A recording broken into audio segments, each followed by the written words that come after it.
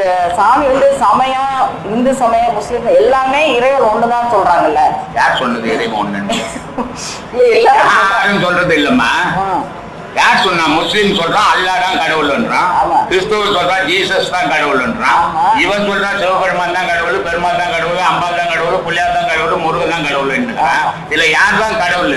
எந்நாட்டவருக்கும் இறைவா போற்றி அப்படின்னு சொல்றாங்க. அது யார் சொன்னது? மாணிவாசகர் சொல்றாரு. தென்னாடுடைய சிவன். அது என்ன? தென்னாடுடைய சிவன், வடநாடுடைய சிவன். சிவன் உலகத்துக்கு ஒண்ணு தானே. தென்னாட்டுக்கு சிவன். அதுதான் தப்புதாம்மா.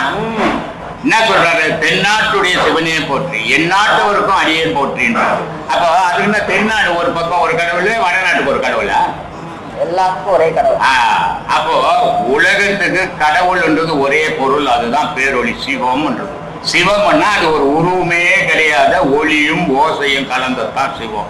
சிவன்றது ஒரு உருவம் பட்சது, அது எங்க வீட்டுக்கு சொந்தம் உங்க வீட்டுக்கு சொந்தம்லாம் கிடையாது.